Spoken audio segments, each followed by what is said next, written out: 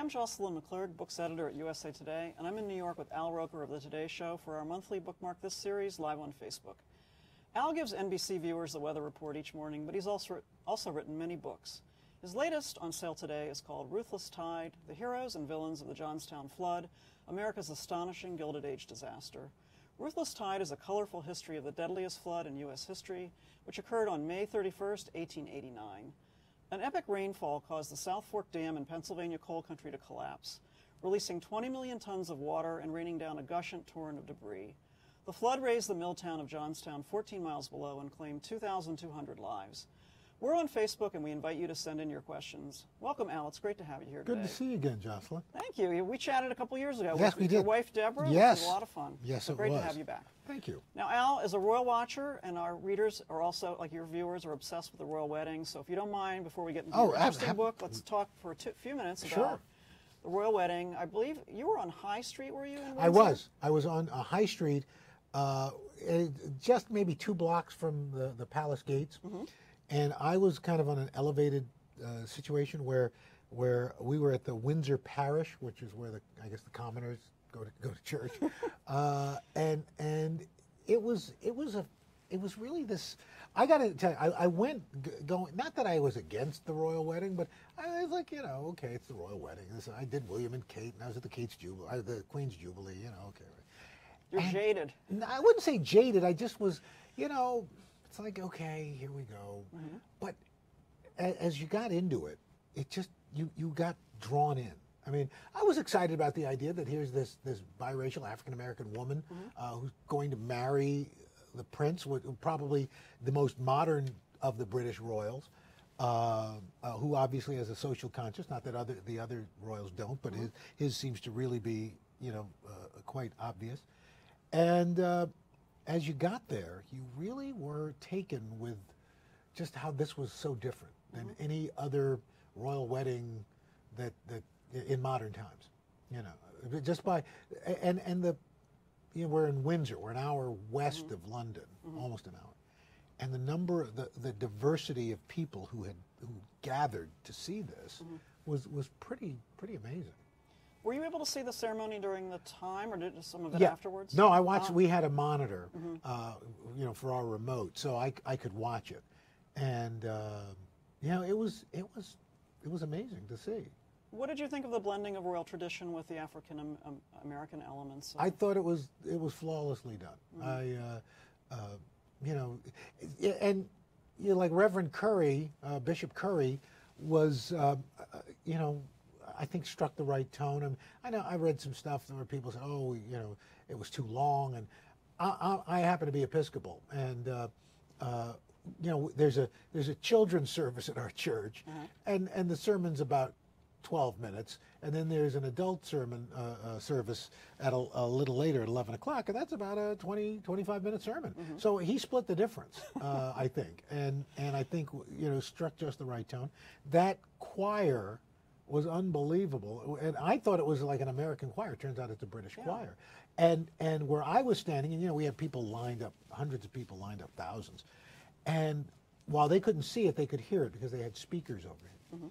And the crowd where I was standing spontaneously burst into Stand By Me, no kidding, singing the chorus. I mean, I get goosebumps about it now. It was really amazing. And the other thing that was interesting is you were up on the as you said, sort of on the ledge overlooking, waiting for the carriage to come by. And you called out to Meghan when she went by, and you think you might have gotten a little royal wave? I might have gotten kind of a wave. I don't know. I mean, earlier in the day, our executive producer for specials, Bob Epstein, said, "Okay, now we're counting on you to get a Joe Biden moment." When Vice President Biden came over to me during the second inaugural, I said, "There are very few things in life I'm sure of. One of them is." I know for a fact that Meghan Markle is not going to, now Duchess of Sussex, is not going to stop the carriage to get out and shake my hand. Best I can hope for is a wave. So I was okay.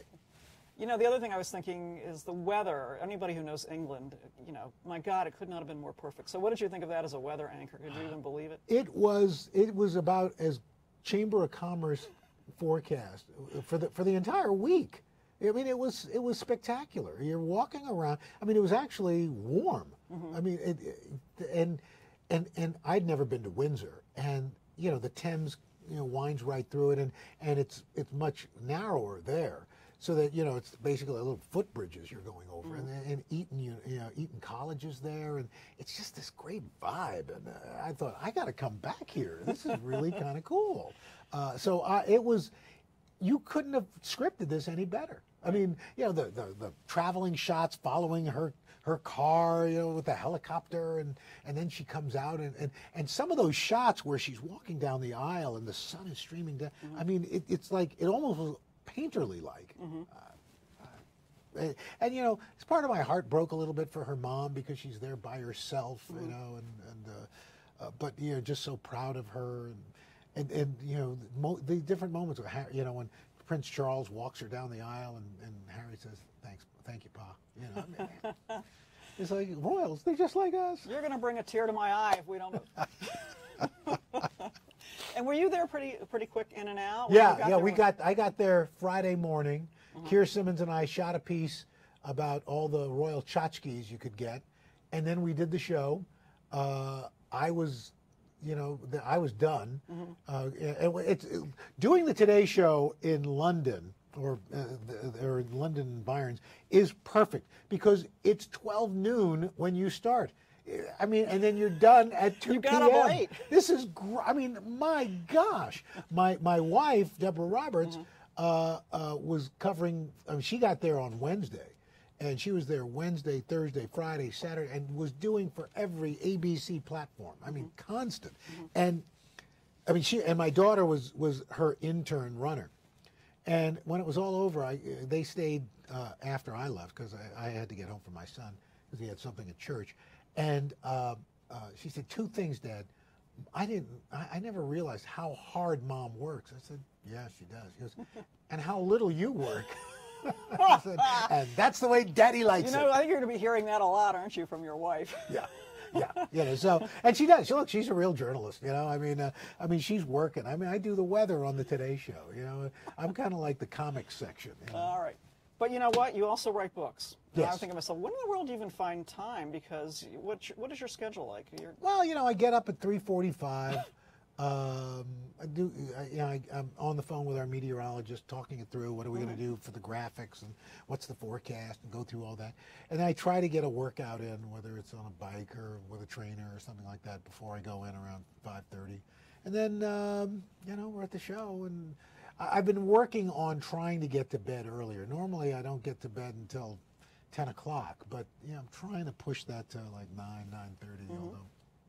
But in answer to that, you find time. We waste a lot of time. I mean, I could be, going down the YouTube rabbit hole, or I could write a little. And I also try to maximize my time, because I work with really good people. And Bill Hoagland is this terrific researcher and author in his own right, and finds the material. And when I did Storm of the Century, it was the same thing. He found the research, he organized it, and then it was up to me to finish it up and bring it home. And I try to, do his work justice.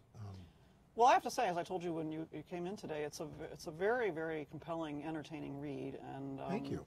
It's just got so many elements to it. It's very dramatic, almost cinematic. And I thought to myself, okay, has HBO or the movies signed up for this yet? Yeah, I do. It's funny. You write it and then you finish it up, and getting ready for talking about the book, you read it again, and I was like, this could be a movie. I mean, just a wonderful costume period piece. I mean, it takes place in 1889. It's the Gilded Era, and in fact, to the point, there are some elements of it that almost seem, stretch belief. So, I was like, I think probably most people. I knew about the Johnstown Flood as a weather person. You know about it, but I didn't know what caused it. I didn't know the extent of the damage or the death toll. And when you start looking at the facts and figures and the pictures, oh my God, the pictures.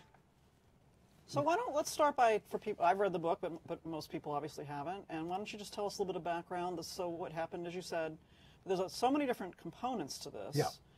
there's this epic rainfall, but one of the more interesting things, and I don't know what order you want to tell this in, but are these robber barons like Yes.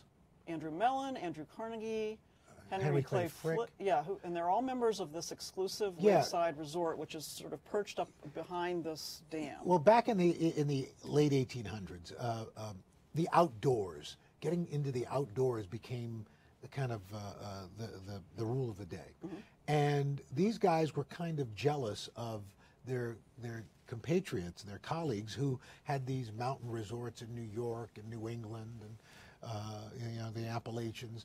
Pittsburgh, the western Pennsylvania doesn't have a lot of great mountain ranges, but they have some nice places, and they made their money and really helped build America in a sense, in that iron ore, coal, and steel really drove the Industrial Revolution here, made us an industrial powerhouse. And so, but it was not a great place to live, because of all the pollution and the industrial work. So they wanted a nice, clean, pristine kind of environment. And so they created this South Fork Hunt and Fish Club.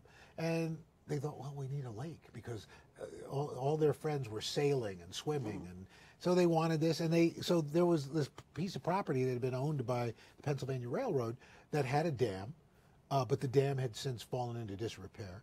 So they were going to rebuild it, but they didn't rebuild it properly. They didn't put in any controls to be able to raise and lower the levels of the lake. And there were complaints from below. A number of people, some movers and shakers in Johnstown, said, this isn't right. And they sent their own engineers. This is going to fail.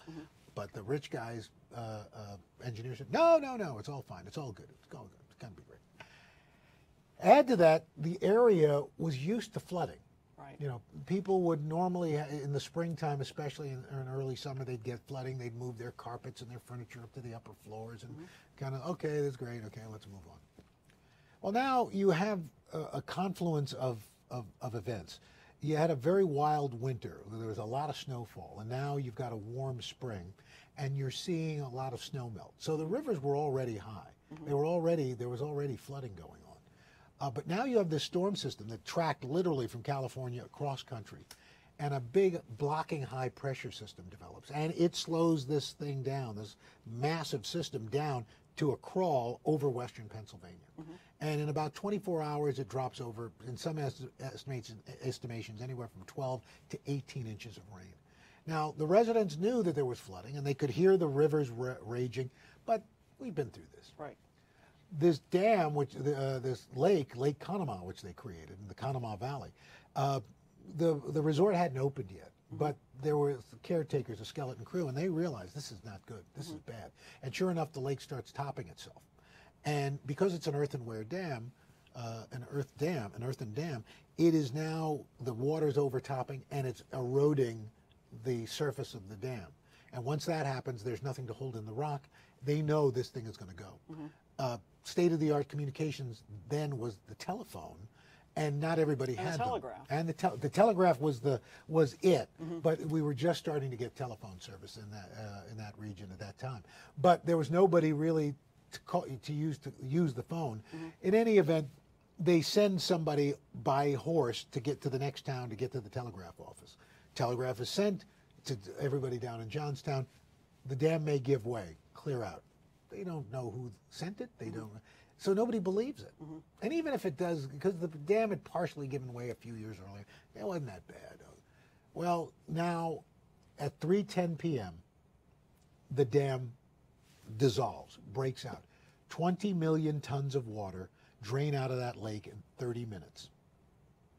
And within an hour, it's traveled the 14 miles to wiping out several small villages and towns on the way, and then coming into Johnstown at anywhere from between 40 to 60 miles per hour, with a crest of about 50 to 60 feet high. And the other thing that you portray so vividly is what is brought along. Oh my gosh! This, like locomotives, houses, dead animals. It is literally huge trees. It strips away the mountainside, basically. It's taking out factories. It's taking out, as you said, businesses, homes, and about halfway down there's a viaduct, and this was, in a way, the worst thing that could have happened for this, because normal physics would have spread this thing out, and it would have eventually dissipated to a certain extent. But because of all the debris that had already been churned up with this, it hit this stone viaduct, this brick and stone viaduct, and with all the debris, it jammed up against the viaduct. And for about a half hour, it struggled against the viaduct, but now it's building all its force again. It is regenerating. Eventually, the viaduct gives way, and now this thing takes off like a shot to make the rest of the 7 miles. And as it goes, it is now, because this is an industrial area, it's taking out factories. It's taking out steel mills. It's taking out a barbed wire factory. So all of this is in this toxic soup that is traveling at 50 to 60 miles per hour. And then it spontaneously combusts. So now it's literally a raging river of dangerous debris, boulders, and anything else, and fire. You know, I couldn't help thinking about the tsunami in Thailand I think it was in 2004 when I was reading this. So, 'cause there are a lot of images from that of, you know, stuff on just sort of being coursing through the towns.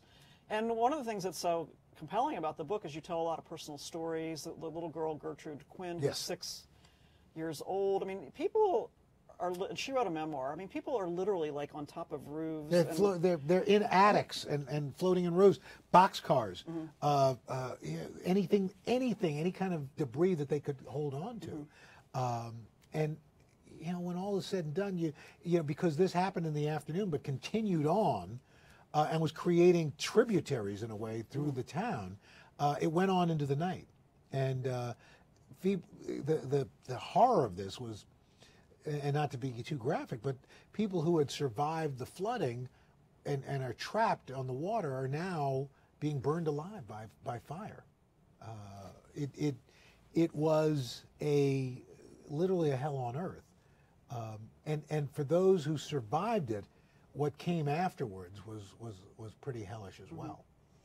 Tell us a little bit about some of these characters, for example, Gertrude, and why you wanted to tell the story through their eyes. I mean, did it ever occur to you, like, boy, some of this seems almost too far-fetched to believe, or you know, it the really, survivor stories? If it wasn't that it had been corroborated by several different sources, you'd think somebody's making this up. But like this little girl, Gertrude Quinn, and she's separated from her family. Her father's fairly well-to-do proprietor, business owner, shop owner in Johnstown. But he sees his home snatched away in the flood, you know, and he does it. He's got a couple of relatives in the home with her, and by gosh, he doesn't know if she's alive or dead. He doesn't know what's happened. A couple of her relatives perish, but she holds on by clinging to a mattress. What are the odds? Why was she spared? And when it looked like she was in mortal danger, a stranger, a painter, this guy Max McAkern, jumps out of the attic that he's floating by in, and swims to the little girl, rescues her, and some bystanders are saying, "Throw us the girl, throw us the baby," and he does, and then they separate. And what I thought was somewhat, it kind of touched me in a way. Felt bad. He became a bit of a hero, local hero, but he and Gertrude never reconnected. He never got to meet the little girl he saved. She grows up, gets married, has kids, and then reads about his funeral in the paper and goes and pays her respects to it. And other members of that family died, didn't they? Yes, yeah, a couple of her aunt and a couple of sisters. You know. Let's take a few questions. Many people are asking about the research you did and whether you visited Johnstown, and they have a famous museum, don't they? Yes, they have a famous museum. They've got a national park.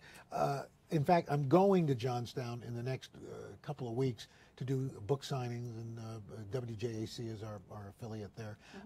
I did not go physically to Johnstown at this point, because you know, I unfortunately, just a time constraint didn't allow me, because we were trying to meet a deadline, and we had the Olympics going on, and I just physically couldn't do it. But my research guy, Bill Hoagland, was there, and he spent time at the museum, And there's obviously David McCullough wrote a seminal book. Right, and that was 50 years ago, wasn't it? Yeah. So why did you think it was a time? A couple of things I want to ask you. I mean, one thing that's so interesting is you talk in the book about. I mean, the flood became legendary at the time. There were songs about it, posters. Obviously, people were writing books, and even Walt Whitman wrote a poem, which I had no idea. And it's been 50 years since the last major book about it. I mean, do you think that's just sort of was time to bring this to a contemporary audience? People don't know about it? Well, I think, and this is not to be political, this is just, I think, a statement of fact. We've seen a diminution of environmental protections and zoning protections, things like that.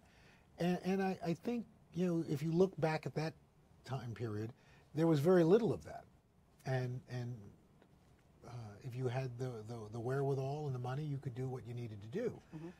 And even against the protests and complaints of others. And so, given what we're going through today and climate change and more extreme weather, I thought maybe this is a cautionary tale and a time to tell it. What is your feeling about global warming and climate change? Well, it's interesting you use both phrases together, because I do believe that if it had been positioned as climate change and not global warming, I think we would be we'd be having a different discussion today, because it is the climate is changing, and you look at the ice caps, you look at sea level rise, you look at the fact that we know in this country we no longer have a wildfire season. It is year round. Yeah. And you can tell our climate is changing. You can argue perhaps what's causing it, but there is no denying that our climate's changing. Are you worried? Yeah. Oh gosh, yes. Look at just what and you can't point to any one event and say, oh, that's climate change. But you can look at a trend. You can look at trends. For example, in the last 30 years, we use a mean temperature to determine what's the departure from normal in our everyday forecast. Well, in the last 30 years, the mean temperature has risen in this country by 1.4 degrees. We're getting warmer. So that, there are signs all around us that the climate's changing. I just want to read a few comments that are coming in. People have connection to this story. Elsa R. says, my great-grandparents were killed in the 1889 Johnstown Flood. Wow.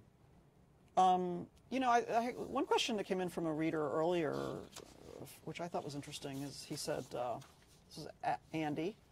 Hi, Andy. Mr. Roker, this was my first intimation that we shared a background in weather and a fascination with history. How did this duality develop over time? But I think the question he's asking is your interest in weather and history. Well, if I'm totally honest, and of course I plan to be, I had no more interest in weather than most people. Growing up, I was not. I work with folks who from the day they could articulate it as young kids, had a fascination with weather. The closest I came to it was there was a weatherman here in New York years and years ago named Tex Antoine, who was also an accomplished artist. And he combined the two, and he had a character named Uncle Whitby. And he would dress, it was like a cartoon And character. you were a cartoon guy. I'm a big cartoon guy, and so I was drawn to this man because he would dress Uncle Whitby the way you should dress tomorrow. And so I was fascinated by that, but then as I got older, I moved on. But in college, I was a major in radio and television. I took a meteorology class for a science requirement. And in my sophomore year, my department chairman, the TV chairman, put me up for a job doing weekend weather. And I thought, okay, I'll give it a shot. And then I got interested in it. But, I'm more a student of television than of weather now. My first job was in 1974. It was a sophomore. So it's been, more than 40 years, which is a little depressing to think about. But I find past weather fascinating. Like the storm of the century in Galveston, which we have over here. That was came out a few years ago. Yes, I just, and I think that, if you don't look at where you were, you don't know where you're going. I really do believe that. And I think there are lessons to be learned from the past, even though technology has changed and theoretically we've gotten better and smarter. There's still things we can learn by looking at our past. Well, to go back to something you mentioned earlier, as I said, I think one of the things that's so interesting about this book is it's not just about the people who were affected in Johnstown. It's about this other group of sort of the have and the have-nots. The one percenters. The one percenters who, I mean, would you really make the case in your book that they are ultimately to blame and they never accepted blame for what happened? No, they, in fact, there were 60 members of the South Fork Hunt and Fish Club. And the membership was secret. Yeah, you didn't know who was on the list. 35 out of 60 donated something to the relief effort, and it was not commensurate with their means. And then people started trying to sue, as once they kind of realized where they were and what they were doing. And because there was no individual owner of the club, they had shares. And the libel laws were such at the time that nobody collected. There was one judgment against the actual club itself for $500, and that person never collected it. And so they changed libel laws, or I should say liability laws, because there was such an outrage across the country. The thing that there was no evening newscast, there were newspapers. And editorial after editorial went after these guys, and went after this club, and went after privilege, and what happened. And so a lot of things changed because of it. And so if there was any good that came out of this flood, it was that. And you also, of course, the book is also about industrialization in a large degree, how steel came to be. And you talk about how, the environment was affected. Yeah. As you said, that so much had been stripped away that would have helped prevent this water. Yeah, it was one of these things, like when we talk about these wildfires out in California, and usually as night follows day, whenever we have a bad wildfire over a wide swath of parts of Southern California or even Northern California, we always know that we're going to be talking about mudslides within 3 or 4 months, because once you strip away any vegetation, any top the vegetation, there's nothing to hold the soil down and anchor it to the hillside. And that's what happened here. Because there was so much strip mining, because there was so much pollution that took out vegetation, that it was already a compromised environment. And a lot of your book is about Andrew Carnegie, sort of up by the bootstrap story, and I come away with the idea that you sort of admired him. Oh, absolutely. I think, listen. So we're not just going to judge all these guys as bad guys. No, right? Look, you have to take things in context to the environment and the time in which these things happened. Monopolies were good if you were the owner of the monopoly, the holder of the monopoly. And it was an old boys club that horse traded on knowledge, on information. Probably the earliest forms of insider trading. But they helped build this country. Created that steel network of rail that pushed us ahead of every other country in the world. So you have to kind of look at the industry and the industriousness of these guys. But by the same token, they were, damn everybody else, and we're gonna do what we need to do to either create great wealth, create jobs, or create an idyllic retreat for ourselves. You use the term monster in the book to describe this flood of an water. Unleashed monster. When you guys were working on the book, were you thinking about what it must have sounded like, what it must have been like? Was there sort of almost, because there is a you are there quality to this book. In descriptions that people gave.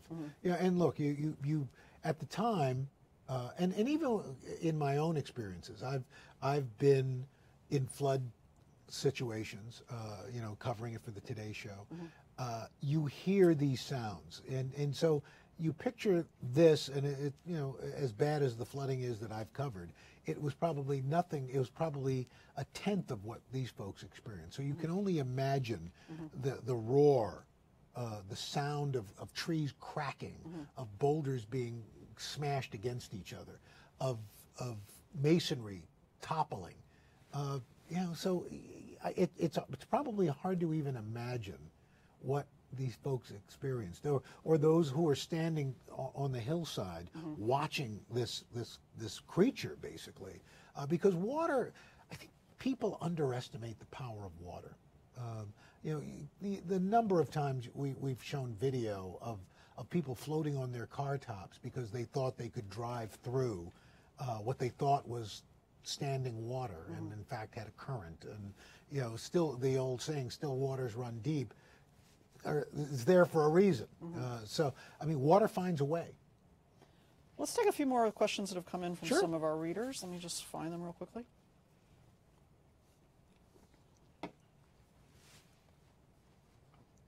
Here's one from Joel B. It says, have you considered writing a book or perhaps a social history of the Miami hurricane of 1926, which marked the end of the first great Florida land boom and bust? I don't know if I'm not familiar with that one. I don't know if you are. You know, I think that, if I'm not mistaken, or I may be confusing with the hurricane of 1935, the Flagler fortune was made with hotels, and they built this railway that connected the Keys to the mainland, and it took out that railway, which was never rebuilt. But it seems familiar, but you know, we'd have to research it and take a look.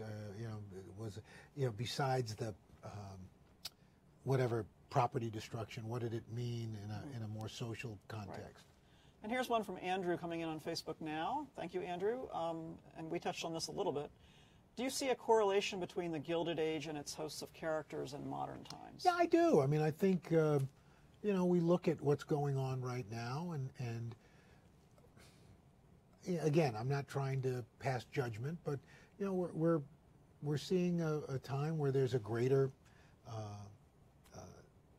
spread between what people of wealth and people who are not wealthy, and I think there's a feeling of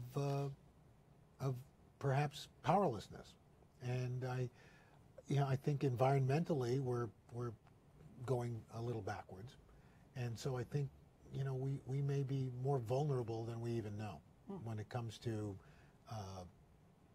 different storm systems and catastrophic weather. All right, you're scaring me now, Al. We have a question from Andy E., which is a fun one. If you could be alive at any time in history, when would it be?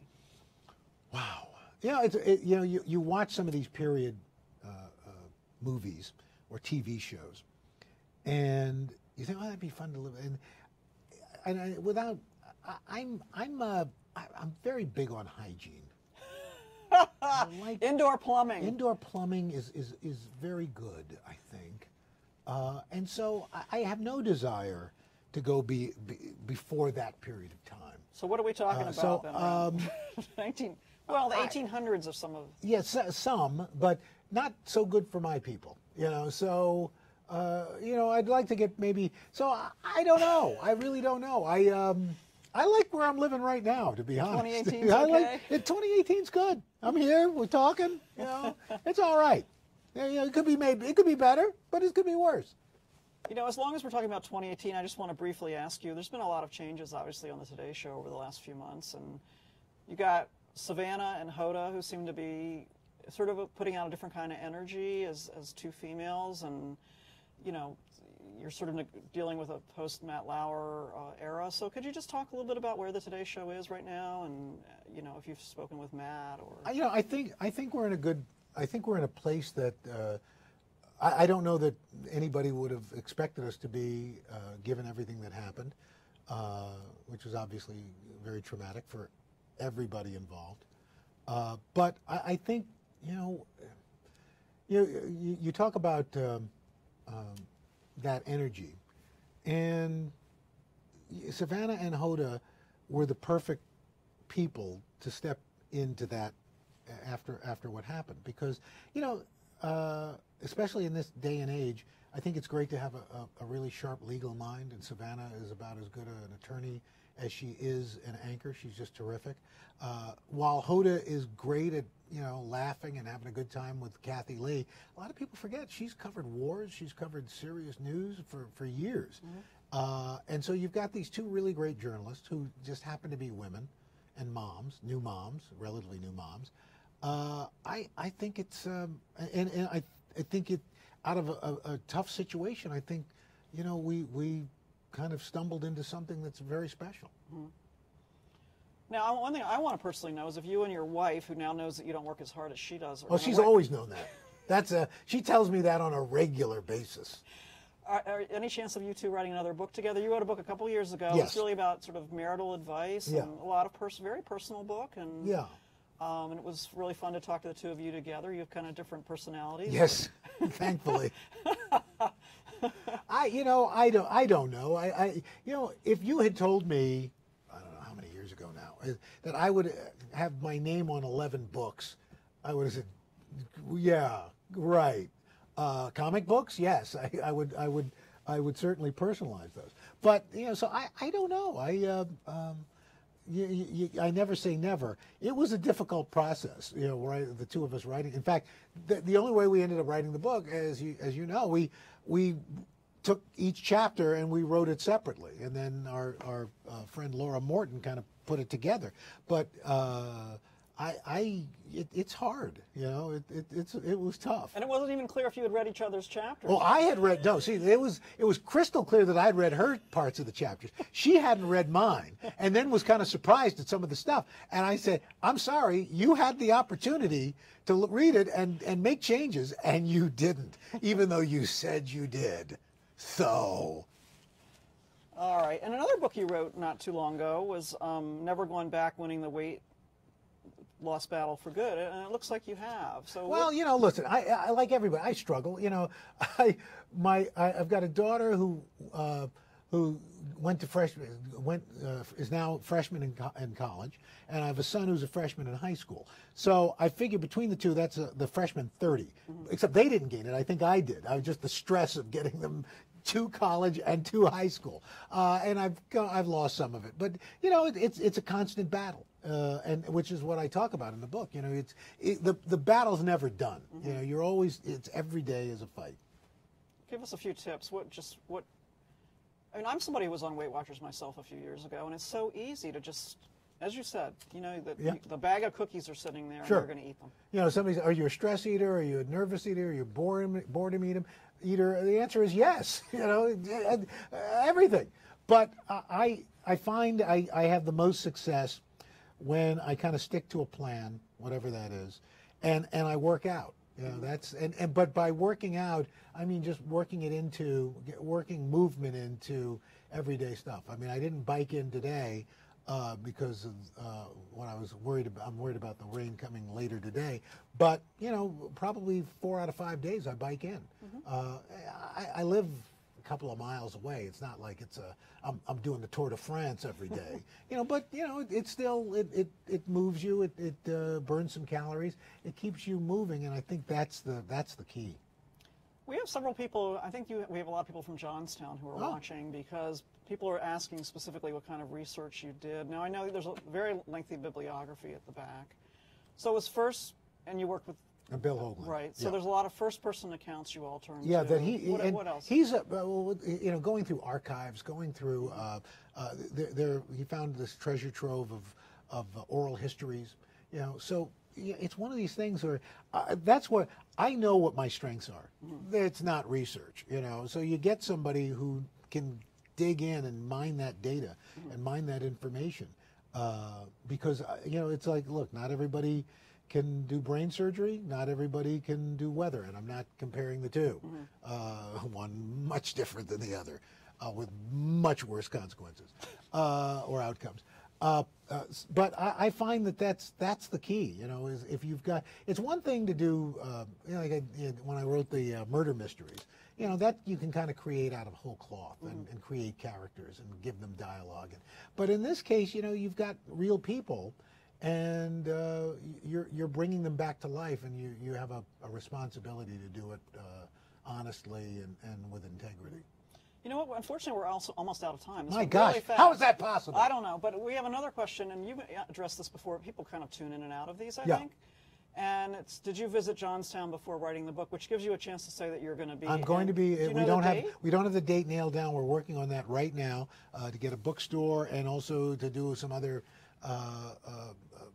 opportunities with our affiliate WJAC there in Johnstown. And I'd love to do something at the Johnstown National Park. Are you going on a book tour? Or are you going to Well, other we're places? doing kind of a book tour. Like tonight, I'm at Bookends in Ridgewood, New Jersey, June 9th, whatever that Saturday is, 8th or 9th, I can't remember now.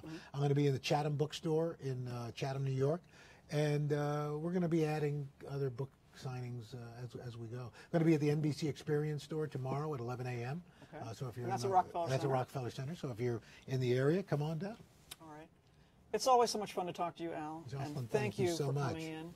And thank you to those of you on Facebook who've sent in questions and watched. We appreciate it.